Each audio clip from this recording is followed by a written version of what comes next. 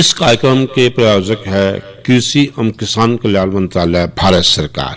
हर जोखिम से निकल कर फसल आए, सुरक्षित हो जाए, फसल बीमा से हर किसान अब आत्मनिर्भर हो जाए। संकट के समय प्रधानमंत्री फसल बीमा योजना किसानों के लिए वरदान है। अब सूखा पड़े या बाढ़ आ जाए कोई डर नहीं, अब ओले पड़े या कीट पतंगे फसल खा जाए कोई फिक्र नहीं, क्योंकि हमने लिया है प्रधानमंत्री फसल बीमा। बुआई से फसल कटाई तक हर जोखिम का दावा, न्यूनतम प्रीमियम पर अधिकतम भुगतान का वादा। योजना से हर साल जुड़ रहे हैं 5 करोड़ से ज्यादा किसान। अब आपकी है बारी। नजदीकी कृषि कार्यालय, सहकारी समिति, बैंक शाखा, अधिकृत बीमा कंपनी या जन सेवा केंद्र में स्वेच्छा से करा सकते हैं पंजीकरण। फसल बीमा पोर्टल या फसल बीमा ऐप द्वारा भी कराया जा सकता है पंजीकरण। प्रधानमंत्री फसल बीमा योजना, आपकी फसलों का संपूर्ण सुरक्षा कवच। कृषि एवं किसान कल्याण मंत्रालय, भारत सरकार। किसान वाणी कार्यक्रम के सभी सुनने गिरदारी की राम राम। कार्यक्रम किसान वाणी आपका अपना कार्यक्रम, जिसके माध्यम से हमारा प्रयास है कि हम आप तक वो सब जानकारी पहुंचा सके जो जरूरी है समय मौसम परिस्थिति के हिसाब से। अपना पता है कि किसान वाणी में हम मंगलवार को लेके आते हैं फोन इन कार्यक्रम। फोन इन में आज का जो विषय रहेगा वो रहेगा ग्रीष्मकालीन मूंग की काश्त। बातचीत में हिस्सा लेंगे डॉक्टर विनोद कुमार, जो विषय वस्तु विशेषज्ञ है कृषि एवं किसान कल्याण विभाग हरियाणा के अंदर। उनसे बातचीत करेंगे वीरेंद्र भाई। और जो संपर्क सूत्र है जिसके माध्यम से आप अपनी समस्या का समाधान कर सकते हैं या अपने प्रश्न का जवाब पा सकते हैं, वो रहेगा 221-322। जो साथी कुरुक्षेत्र बाहर के हैं या मोबाइल से संपर्क करेंगे उनके लिए STD कोड बहुत जरूरी होगा। उनके लिए STD कोड बहुत जरूरी होगा और वो रहेगा 01744, यानी 01744-221-322 पे आप अपना संपर्क करके अपनी समस्या का समाधान पा सकते हैं। एक बार फिर कह दें कि जो आज के फोन का विषय वो रहेगा ग्रीष्मकालीन मूंग की काश्त। चलते हैं स्टूडियो में, करते हैं बातचीत शुरू। किसान वाणी कार्यक्रम सुनने वाले सारे बहन भाइयों ने वीरेंद्र भाई की राम राम। किसान भाइयों, जैसा आप जाने हैं आज है दिन मंगलवार और इस दिन हमारा कार्यक्रम रहा है फोन इन, यानी फोन के माध्यम से आप स्टूडियो में उपलब्ध हमारे विशेषज्ञ से संपर्क करके अपनी समस्याएं और सुझाव साझा कर सके हैं। इसके लिए किसान भाई हमारा फोन नंबर नोट कर लें। फोन नंबर रहेगा 01744221322। फोन नंबर एक बार फिर नोट कर लें 01744221322। और हमारा आज का विषय है ग्रीष्मकालीन मूंग की काश्त और हमारे विशेषज्ञ हैं डॉक्टर विनोद कुमार जी, विषय वस्तु विशेषज्ञ, कृषि एवं किसान कल्याण विभाग हरियाणा से। डॉक्टर साहब, आपका हमारे स्टूडियो में स्वागत है। धन्यवाद वीरेंद्र भाई और सभी किसान भाइयों को मेरी नमस्कार। डॉक्टर साहब, जैसा आप जाना है कि अब धीरे धीरे जो हमारी रबी मौसम की फसलें हैं वो लगभग अपने आखिरी चरण में चल रही हैं और कुछ ने तो जैसे लगाई थी सब्जी वाली फसलें लगाई थी या फिर तोड़िया था तिलहनी फसलों में या सरसों वगैरह है वो उठाने लग रहे हैं, आलू वगैरह भी उठ गए हैं काफ़ी और खेत खाली हो रहे हैं। तो ऐसे में किसान भाई इन खाली खेतों में क्या मूंग की बिजाई कर सके हैं और कर सके हैं तो कौन कौन सी किस्में जो है उनको अच्छी रहेंगी? वीरेंद्र भाई, आपने आज बहुत अच्छा आज समय का चुनाव किया है जिसके माध्यम से हम किसान भाइयों को ये बता पाएंगे कि अब ग्रीष्मकालीन जो हमारा समय चला हुआ है और जिन किसान भाइयों ने चाहे आलू लगाया था चाहे सब्जियां लगाई थी, उनके जिनके सब खेत खाली हो चुके हैं वहां वो किस प्रकार की फसल का उत्पादन कर सकते हैं, इस विषय आज हम चर्चा करेंगे। वीरेंद्र भाई, देखिए पिछले लगभग 4-5 महीनों से किसानों द्वारा एक बहुत अथक मेहनत की गई है और उस अथक मेहनत का उनको अब परिणाम भी मिलने वाला है। लगभग 1 महीने के बाद हमारी जो गेहूं की मुख्य फसल है वो पक के तैयार होने वाली है और जो कुछ दिनों के बाद हमारे हर खेत के अंदर सोना लहलाता हुआ आपको नजर आएगा और उसके बाद हमारे खेत खाली भी हो जाएंगे। और साथ साथ जैसे मैंने बताया आपको कि जिन किसान भाइयों के खेत आलू से या किसी सब्जी से खाली हुए हैं वहां भी हम किस प्रकार की खेती कर सकते हैं, इस विषय पर आज हम जानकारी देने का प्रयास करेंगे। जैसे कि आपने पूछा कि कौन सी फसल इस समय सुटेबल रह सकती है, तो मैं इस मंच के माध्यम से भी किसान साथियों से एक बात मतलब टेक्निकली बताना चाहूंगा कि जिससे कि किसानों को आम के आम मिलेंगे और गुठली के दाम मिलने। की संभावना बढ़ जाती है। वैसे तो खेत खाली होने के बाद जैसे किसानों ने आलू कच्चा आलू या पक्का आलू पाड़ने के बाद फरवरी के माह में उनके खेत खाली हो जाते हैं, तो उनके पास 2-3 ऑप्शन बचते हैं, चाहे वहाँ वो मूंग लें या आपका मक्का लें या सूरजमुखी लें या उड़द लें। लेकिन जहाँ तक आज के विषय का सवाल है, अगर हमें अपनी भूमि की उपजाऊ शक्ति को बढ़ाना है तो सबसे उपयुक्त जो फसल बनती है वो मूंग की बनती है। तो कृषि वैज्ञानिकों द्वारा आज इस प्रकार की उपयुक्त किस्मों का इजाद किया जा चुका है जिसके माध्यम से किसान भाई फसल से उत्पादन ले सकते हैं और साथ साथ अपनी भूमि की उर्वरा शक्ति को भी बढ़ा सकते हैं। ये डॉक्टर साहब आपने बड़ी अच्छी बात कही कि भी फसल के साथ साथ जो है खेत की उर्वरा शक्ति को भी बढ़ा सकें, जो कि आज के दौर में बहुत ज़्यादा जरूरी है। जिस हिसाब से फसल चक्र को अहमियत दी जा रही है उसके समय के अनुरूप ये भी देखना बहुत ज़्यादा जरूरी है कि हम उसको लेकर चलें। तो उर्वरा शक्ति यानी कि आप ये कहना चाह रहे हैं कि खेतों में जैसे ग्लैंड्स जो कहते हैं इसके अंदर दलहनी फसल होने के कारण ग्रंथियाँ या हरी खाद के रूप में भी इस्तेमाल कर सकें। तो आपने मूंग का जिक्र कराया, तो ऐसे में मूंग की कौन कौन सी उन्नत किस्में हैं जिनका चुनाव किसान भाई करें? वीरेंद्र भाई, अगर हम मूंग की जैसे काश्त करते हैं तो उसका सबसे उपयुक्त जो समय हम बताते हैं वो हम 15 फरवरी से लेकर 15 मार्च तक का समय, लगभग आज तक का समय उसको उपयुक्त बताते हैं।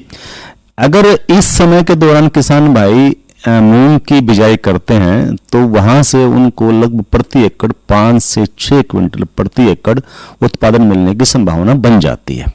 लेकिन जो जो हम देर करते हैं, अगर हम गेहूं की कटाई के बाद इसकी बिजाई करते हैं तो वहां हमारे उत्पादन की संभावनाएं कुछ घट जाती हैं, क्योंकि लगभग 25 मई के आसपास प्री मानसून शावर्स आ जाती हैं और उस शावर्स के दौरान अगर हमारी फसल बीच में होती है तो वहां उस फसल की वेजिटेटिव ग्रोथ बहुत ज्यादा बढ़ जाती है, यानी कि वनस्पतिक वृद्धि उस फसल की बढ़ जाती है, तो वहां फलियां कम रहती हैं और उसका लाण ज्यादा हो जाता है, तो वहां हमें उसमें उत्पादन लेने में थोड़ी सी परेशानी का सामना करना पड़ सकता है। तो जहां तक आजकल की बिजाई की बात है या लेट बिजाई की जहां तक बात है, तो हमारे कृषि वैज्ञानिकों द्वारा 2 किस्मों का आजकल अनुमोदन किया जाता है, जिसमें से हमारी एक पहली किस्म जो है वो बहुत पुरानी किस्म है जिसको हम समर मूंग लुधियाना SML 668 के नाम से जानते हैं, और दूसरी जो हमारी किस्म है वो है MH 421। ये दोनों किस्में जो है हमारी ये लगभग 60 से 65 दिन में पक के तैयार हो जाती हैं। यानी अगर किसान भाई उसको 15 मार्च तक भी बिजाई करता है तो 15 मई तक उसके खेत खाली होने की संभावना हो जाती है। कोई किसान भाई अगर 20 तक बीजता है तो वो 25-30 मई तक उसके खेत खाली हो जाते हैं, और जब जिसके दौरान जो है हमारे किसान भाई जिससे अगली जो हमारी फसल धान की फसल है उसके लिए जैसे पौध की बिजाई करते हैं तो उस समय तक हमारे खेत खाली हो सकते हैं। तो 2 किस्में जैसे मैंने बताया आपको, SML 668 और MH 421, दोनों ही बहुत उन्नत किस्में हैं और बहुत शॉर्ट ड्यूरेशन वैरायटी की हैं और इनसे उत्पादन भी बहुत अच्छा मिलता है। और साथ साथ जैसे मैंने पहले बताया आपको कि आप जब भी दलहनी फसलों को अपने खेत में बिजाई करते हैं तो आपको दोहरा पौधा होने की संभावना बढ़ जाती है। आपने जिक्र किया डॉक्टर साहब ये 2 किस्मों का SML 668 और जी MH 421। एक परंपरागत किस्में थी पहले जिसमें 4-5 तुड़ाई करनी पड़ी थी जी, और क्या इनमें भी वैसे ही है या इकट्ठी ही पकती हैं फलियां इनकी जो आ रही हैं? इनका अगर हम समय से बिजाई करें और प्रॉपर इरिगेशन का, सिंचाई का प्रॉपर साधन हम वहाँ इस्तेमाल करें और जितने भी नॉर्म्स हमारे कृषि वैज्ञानिकों द्वारा दिए गए हैं, तो हम इन दोनों फसलों से, इन दोनों किस्मों से इनकी अगर बिजाई करते हैं तो एक साथ ही जो हमारी फलियां हैं उनकी पकने की संभावना बढ़ जाती है। इसके लिए जो सबसे मुख्य बात है, हमारे खेत की जो मिट्टी है वो बड़ी दोमट होनी चाहिए, साथ साथ उस खेत से पानी की निकासी बहुत उचित होनी चाहिए, जल निकासी जो अच्छी होनी चाहिए। अगर कहीं पानी खड़ा होता है तो वहां हमारी फसल को नुकसान होने की संभावना बढ़ जाती है जी। और इसके साथ साथ डॉक्टर साहब जैसा आपने कहा कि मिट्टी अच्छी होनी चाहिए, बहुत से किसान भाइयों की ये देखा जाए कि सभी की एक जैसी मिट्टी तो है नहीं, तो अलग अलग जो है रुझान है, कहीं चिकनी मिट्टी के खेत ज़्यादा हैं, कहीं रेतीली मिट्टी के खेत ज़्यादा हैं, कहीं बलुआ मिट्टी ज़्यादा है। तो जिन किसान भाइयों के पास जो दूसरी आजा है तो उसमें कौन सी लिए जाएगी, यानी कि बारी मिट्टी के खेत हैं जी? बाहरी मिट्टी में जो है इसमें सिर्फ हमने ये देखना है कि जहां हमारी जल निकासी अच्छी है उसी का ध्यान हमें रखना है। चाहे मिट्टी हमारी जैसे दोमट मिट्टी के साथ अगर हमारी हैवी सोइल भी है, डाकर जमीन भी है, तो वहां भी हम इस फसल की बिजाई कर सकते हैं। इसकी बिजाई कर सकते हैं जी। तो डॉक्टर साहब ये तो आपने अच्छी बात कही कि भाई लगभग हर तरह की मिट्टी में इसकी काश्त हो जी। जाए। तो ये बात यह है कि इसमें बीज की मात्रा क्या लें किसान भाई? बहुत बढ़िया प्रश्न है, क्योंकि बीज की मात्रा और बीज का उपचार बहुत एक महत्वपूर्ण हमारी क्रिया हो जाती है किसी भी फसल के लिए। तो जहाँ तक मूंग की बात है तो हमारी जो साइंटिफिक रिकमेंडेशंस हैं, कृषि वैज्ञानिकों की जो सिफारिशें हैं, वो लगभग 10 से 12 किलो बीज प्रति एकड़, इन दोनों किस्मों का अगर हम 10 से 12 किलो बीज अगर दोनों का इस्तेमाल करते हैं तो हमें एक अच्छा उत्पादन मिलने की संभावना बढ़ जाती है। साथ साथ मैं इस मंच के माध्यम से किसान भाइयों से सिफारिश भी करूंगा कि किसान भाई इनके बीजों का उपचार अवश्य करें। उपचार करने से जैसे हर फसल के लिए, क्योंकि बीज उपचार बहुत महत्वपूर्ण है, इस फसल में भी उतना ही महत्वपूर्ण है। अगर किसान भाई इस मूंग के बीज का राइजोबियम के टीके से, राइजोबियम से एक बहुत सामान्य सा एक हमारा एक पाउडर मिलता है बाजार में और सभी किसान भाई उससे परिचित भी हैं, अगर राइजोबियम के टीके से इस बीज का उपचार करें तो वहाँ हमारे फसल उत्पादन पे उसका निश्चित रूप से एक सकारात्मक प्रभाव पड़ने की संभावना बढ़ जाती है। आपने डॉक्टर साहब बीज उपचार की बात करी, जाहिर है किसान भाई इससे फायदा उठाएंगे। तो जब बीज की बिजाई करनी है उससे कितने घंटे पहले बीज उपचारित करना चाहिए, जो राइजोबियम का टिक्का आपने जिक्र? आपके पास अगर किसान भाई के पास समय है तो 2-4 घंटे पहले इसके साथ बिजाई करके गुड़ के अंदर उसका घोल बना के थोड़ा सा, और उस पे 2-3 बार उसके ऊपर हाथ फिरा के और छाया में सुखा के अगर बीज को अगर बोया जाए तो वहाँ हमारे बीज की एक उत्पादन की संभावना बढ़ जाती है। साथ साथ बिजाई के उपरांत एक बहुत भारी हमारे साथ एक समस्या आती है इस फसल के दौरान। किसान भाई हमेशा ये बोलते हैं कि इस फसल में बिजाई के उपरांत हम किस प्रकार से खरपतवार नियंत्रण कर सकते हैं। तो खरपतवार नियंत्रण के लिए मैं किसान भाइयों को बताना चाहूँगा कि हमारे पास एक स्टॉम्प नाम से दवाई आती है बाजार में, बड़ी सामान्य से दवाई है, हर किसान भाई इसको जानते हैं, जिसको पेंडिमेथिलिन के नाम से जाना जाता है। अगर इस दवाई का बिजाई के फौरन बाद शाम के समय अगर लगभग 1.25 लीटर प्रति एकड़ का स्प्रे कर दिया जाए तो हमारे जो प्री एमरजेंस, जो जमने से पहले जो खरपतवार हैं, उनका नियंत्रण हम अच्छे प्रकार से कर सकते हैं। तो मतलब बाद में जो है लड़ाई गुड़ाई की इतनी जरूरत नहीं पड़ने की, जो हम पहले करें उसकी बात यह आ जा।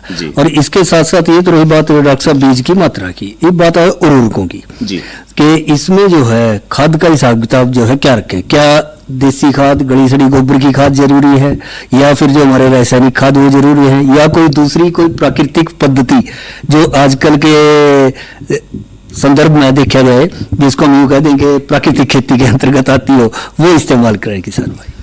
वीरेंद्र भाई बहुत अच्छी बात आपने कही है कि किस प्रकार से हम अपने खादों का प्रबंधन इस फसल में कर सकते हैं। तो अगर मैं रासायनिक खादों की बात करूं तो क्योंकि दलहनी फसलें हैं और जिसको हम डाइकोट्स बोलते हैं, तो इस फसल में नाइट्रोजन की आवश्यकता तो बहुत कम पड़ती है, क्योंकि इस फसल के इस पौधे के नीचे नोड्स बनती हैं और उस नोड्स के अंदर बैक्टीरियाज होते हैं, और वो बैक्टीरिया जो है, जीवाणु जो हैं, वातावरण के नाइट्रोजन को जमीन में फिक्स करने का कार्य करते हैं। जहां तक रासायनिक खाद की जहां तक बात है तो कृषि वैज्ञानिकों द्वारा ये सिफारिश की गई है कि सिर्फ इस फसल के अंदर 35 किलो डाई अमोनियम फॉस्फेट का प्रति एकड़ ही इस्तेमाल करना चाहिए। इसके अलावा अन्य किसी भी खाद की इसमें आवश्यकता नहीं है। सिर्फ डीएपी का ही 35 किलो प्रति एकड़ बिजाई के समय अगर इसका इस्तेमाल कर तैयारी के दौरान ही डाल दिया जाए, और उसके उपरांत किसी भी खाद की कोई आवश्यकता नहीं है।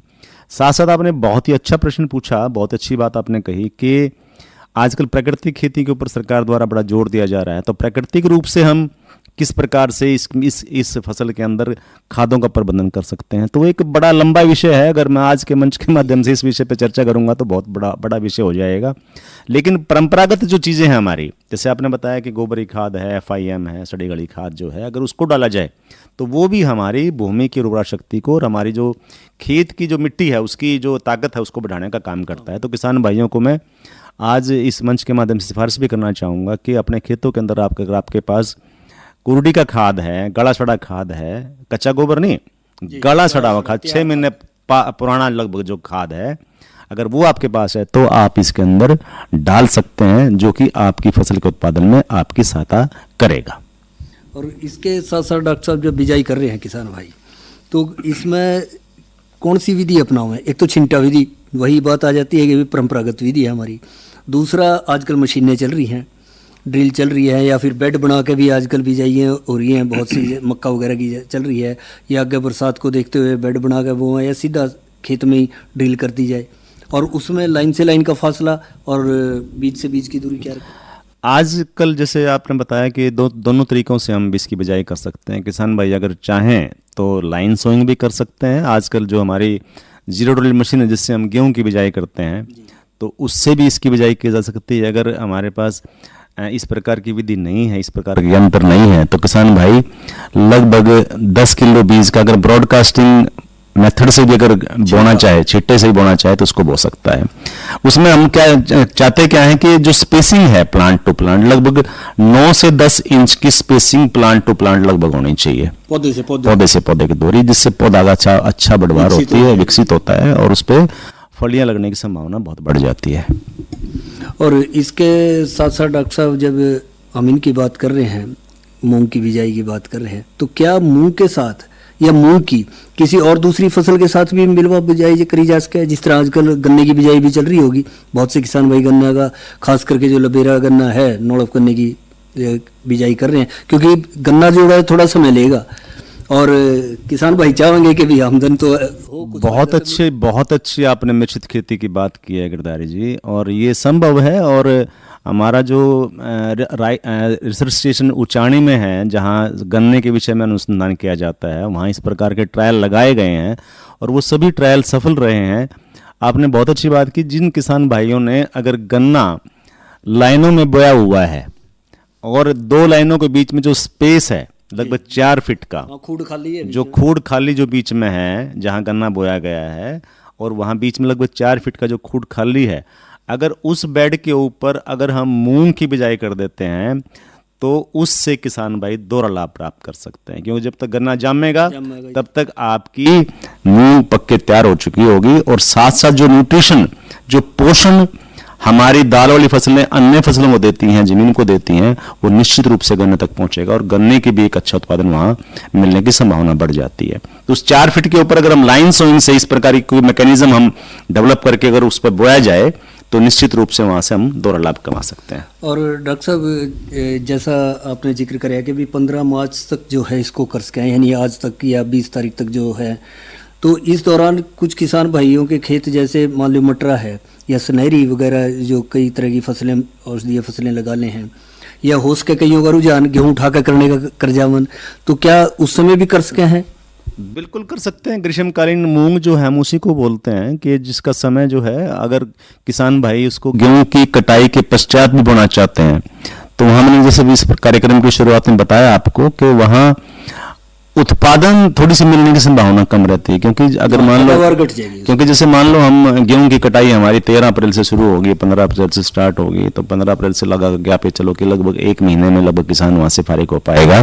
तो 15 मई का जैसे समय आ जाता है, तो 15 मई को बोने के बाद फिर उसमें उत्पादन की संभावनाएं घट जाती हैं। हाँ, लेकिन एक बहुत महत्वपूर्ण जो एक तथ्य है वो ये कि हम भूमि की उर्वरा शक्ति को कैसे बढ़ा सकते हैं। इसी बात अगर आप वहां मूंग बिजाई करते हैं और उस मूंग के पौधे को, लगभग 2 महीने के पौधे को आप अपने खेतों में इंस्टीट्यूट के माध्यम से इनकॉर्पोरेट करते हैं और उस खेतों को उसी में बहा देते हैं आप, तो मैं दावे से कह सकता हूं कि जो आपकी अगली फसल आप लेने वाले हैं उसके अंदर इस फसल का बहुत ही सकारात्मक प्रभाव पड़ने की संभावना बढ़ जाती है। हरी खाद का काम करती है। और साथ साथ क्योंकि ये फसल जो है, इसके जो नोड्स होती हैं, जैसे मैंने बताया, गांठें होती है जड़ों के अंदर, उन गांठों के अंदर जीवाणु होते हैं, ग्रंथियां बन जाती हैं, गांठों के अंदर बैक्टीरिया जीवाणु होते हैं, और वो जीवाणु जो है हमारे विभिन्न प्रकार की जो पोषक तत्व हमारी हवा में है, जमीन में है, उनको हमारे पौधे की जड़ों तक पहुंचाने का कार्य करते हैं। तो निश्चित रूप से ये फसल जो है, आप चाहे आजकल बिजाई करो या गेहूं की बाद बिजाई करो, तो निश्चित रूप से आपकी अगली फसल के लिए बहुत फायदेमंद साबित होगा। वैसे भी डॉक्टर साहब, जैसा अमूमन ये देखा जाए, आपने जिक्र भी कराया था कि भी मानसून की प्री मानसून बरसात वगैरह आ जाए, और अमूमन ये देखा जाए कि 15-20 जून तक तो वैसे भी थोड़ा रुकने की संभावना बन जा है, बिल्कुल त्रास है जी, और तब तक इसको लगा लें और उसमें हरी खाद के रूप में उसको इस्तेमाल कर सकें। बिल्कुल। तो बात डॉक्टर साहब कि भाई जब मूंग की बिजाई कर रहे हैं तो इसमें सिंचाई का हिसाब किताब क्या कुछ रखें? जी, सिंचाई बहुत इंपॉर्टेंट है सर। जरा इसमें हम इसके लिए अगर बिजाई का अगर सिंचाई का अगर प्रबंधन हम प्रॉपर नहीं करते हैं तो वहाँ हमारा इस फसल की जो वनस्पतिक वृद्धि है बढ़ने की संभावना बढ़ जाती है। तो इसके लिए जो हमारी साइंटिफिक रिकमेंडेशंस हैं इसमें लगभग हम यहाँ के वातावरण के अनुसार दो प्रकार की सिंचाइयों की हम यहाँ से सिफारिश करते हैं। एक सिफारिश जब हम करते हैं लगभग जब हमारी फसल लगभग 1 महीने की हो तो हल्की सिंचाई हम किसान भाइयों को करने की उसको सिफारिश करते हैं। बिजाई से के बाद लगभग 1 महीने के बाद, पहले तो प्लेवा करके बोई है 1 महीने के बाद इस पे फ्लावरिंग स्टार्ट हो जाएगी और फ्लावरिंग के समय जो है हमें वहाँ एक उचित मात्रा में मॉइस्चर की आवश्यकता होती है। अगर नमी की मात्रा आवश्यकता होती है, अगर उस समय नमी नहीं होगी तो फूल गिरने की संभावना बढ़ जाती है जी। और जिस समय हमारी उस फूल से फलियां बनने की जब या पॉड बनने की जब समय आता है और उस समय भी एक बहुत आवश्यक हो जाता है कि उस समय खेत के अंदर उचित नमी मौजूद रहे ताकि वो जो हमारा दाना बनना है उसके अंदर वो पूरा ग्रोथ ले और वहाँ किसी सूखे का सामना ना कर पाए और हमारी फली जो है एक स्वस्थ फली वहाँ निर्माण हो सके। तो डॉक्टर साहब जैसा आपने जिक्र किया कि भी दो सिंचाई की जरूरत पड़े इसमें, और जब सिंचाई करें उन दिनों गर्मी भी पूरी पड़े, बिल्कुल पूरी गर्मी, तापमान पूरा हुआ है, नमी भी पूरी होगी, तो एक यूं कह लें कि एक उसके अनुसार तापमान सा मिल जा है जो मौसमी खरपतवार हैं फसलों के साथ बढ़वार करे हैं। बिल्कुल। तो इनकी रोकथाम के लिए क्या करें जाए? जो हमारे जैसे मैंने शुरुआत में बताया कि दो प्रकार के हमारे खरपतवार नियंत्रण किया जा सकता है। प्री इमरजेंस यानी कि जमने से पहले उसका नियंत्रण किया जाए, एक पोस्ट इमरजेंस जिसका जमने के बाद नियंत्रण किया जाए। जहां तक दलहनी फसलों की बात है, जैसे मैंने बताया कि पेंडामेथिलिन नामक जो दवाई है जिसको हम स्टॉम्प के नाम से बाजार में मिलती है, अगर 1.25 लीटर प्रति एकड़ के हिसाब से हम बिजाई के फौरन बाद उसी दिन शाम को स्प्रे कर देते हैं तो हमारे जो फसल के साथ उगने वाले खरपतवार हैं उनकी जमने की संभावना लगभग 0% हो जाती है। लेकिन बाद में लगभग 15, 20, 25 दिन के बाद जब हमारी फसल ग्रोथ ले रही होती है तो उस समय हमारे कुछ खरपतवार और भी पैदा होने की संभावना बढ़ जाती है। लेकिन यहां हम किसी दवाई की सिफारिश नहीं करेंगे। यहां हम वैज्ञानिक विधि से ये सिफारिश करना चाहते हैं कि जो किसान भाई बाद में खरपतवार जिसके यहाँ होते हैं वहां वो निराई गुड़ाई मैकेनिकल वीड कंट्रोल का सहारा ले, क्योंकि अगर मैकेनिकली वो वहां वीडिंग करवाएगा, खरपतवार नियंत्रण करेगा तो वहां हमारी जमीन खुलेगी और उस जमीन के अंदर जो है हवा का आवागमन शुरू होगा और प्राकृतिक रूप से आवागमन होगा, ऊपरली परत टूट जाएगी, एक टूट जाती है और वहां पौधे का जो पोषण है वो प्रॉपर रूप से पौधे तक पहुंचता है और वहां हमें एक अच्छी फसल मिलने की संभावना बढ़ जाती है। और इसके साथ साथ डॉक्टर साहब मूंग की जो फसल है इसमें कुछ कीटों वगैरह का प्रकोप हो जाए? हाँ, या कुछ रोग भी आ सकते हैं की संभावना बन जाए? इसमें 2 प्रकार के हमारे कीट नुकसान कर सकते हैं। एक तो सफेद मक्खी, क्योंकि उस समय तापमान बढ़ा हुआ होता है और सफेद मक्खी जो है एक रस चूसक कीड़ा है, वो उसके ऊपर अटैक करता है जिससे कि हमारे अगर उसका आक्रमण होता है उस कीड़े का, सफेद मक्खी का, तो हमारी फसल पीली पड़ जाती है। अगर किसान भाई उस प्रकार के कीट का आपके खेत में कोई आक्रमण देखता है तो किसान भाई वहाँ बाजार में मिलने वाली कोई भी सिस्टमिक दवाई, अंतर प्रवाही दवाई, जैसे हमारी अमीडा है, जैसे हमारी एक्टारा है या रोगोर है, मेलाथियन है, अगर इस प्रकार का उनको कीट नजर आता है तो वहाँ इन प्रकार की दवाइयों का इस्तेमाल करके उसकी रोकथाम कर सकता है। साथ साथ जब हमारी फलियां बनती हैं, फलियां बनने के समय भी क्योंकि तापमान इस प्रकार का होता है कि वहाँ हमारे फली छेदक नामक एक सुंडी का प्रकोप हो जाता है। अगर उसका सही समय पर नियंत्रण ना किया जाए तो उससे बहुत भारी नुकसान वो फली छेदक जो कीड़ा है वो कर सकता है। तो यानी जब नरम फलियां शुरू में बढ़ने लगी जी तो उसमें फली छेदक नामक कीड़ा अटैक करता है। अगर फली छेदक कीड़ा अटैक करता है तो उसका समय पर नियंत्रण करना बहुत आवश्यक है और किसान भाइयों से मैं निवेदन करूंगा कि लगातार अपने खेतों की निगरानी रखें। अगर किसी कीट का कोई आक्रमण होता है तो उसको निश्चित समय पर निश्चित जो दवाई हमारे कृषि वैज्ञानिक सिफारिश करते हैं उसके अनुसार अपने खेतों में उचित पानी की मात्रा लेकर स्प्रे करें ताकि आपके खेतों में उस कीट का नियंत्रण हो और आपको एक बहुत अच्छी फसल की पैदावार वहां से मिल सके। कई बार डॉक्टर साहब ये देखा जाए किसान भाइयों के भी कई बार ये सामना करना पड़ जाए उनको इस समस्या का कि मूंग के जो पत्ते हैं वो पीले से पड़ने लग गए या फलियां जैसी तेजी से ग्रोथ नहीं कर रही हैं, बढ़वार नहीं कर रही हैं।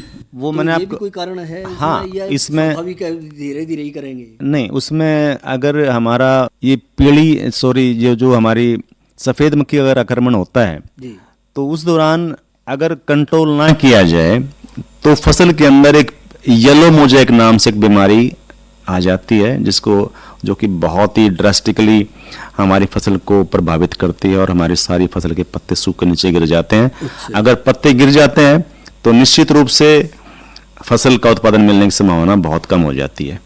तो इसलिए क्योंकि वो जो सफ़ेद मक्खी है वो प्रवाहक है हमारे उस येलो मोज़ेक नामक बीमारी का, तो इसलिए मैं किसान भाइयों को इस मंच के द्वारा बताना चाहूँगा कि अगर सफ़ेद मक्खी का आक्रमण आपकी फसल पे होता है तो उसको जितना जल्दी हो सके किसी भी दवाई के माध्यम से उसको कंट्रोल करने का प्रयास करें, ताकि वो जो सफ़ेद मक्खी येलो मोज़ेक नामक जो बीमारी लेकर आती है उससे वो फैल ना पाए और आपकी फसल की सुरक्षा हो जाए। तो डॉक्टर साहब चलते चलते बात करना चाहेंगे कि जहाँ तक मूंग का सवाल है, जब ये तैयार होगी तो इसकी कटाई हाथ से करना उचित रहेगा या आजकल जैसे कंबाइन वगैरह आ गई हैं, मशीनें आ गई हैं, उसमें उचित रहेगा? क्योंकि किसान भाइयों के लिए यह भी एक समस्या बन जाए फसल ठाने की। वीरेंद्र भाई, मैकेनाइजेशन का समय है, मशीनीकरण बहुत तरक्की कर गया है, बहुत प्रभावी है, बड़ी समय की बचत होती है जी।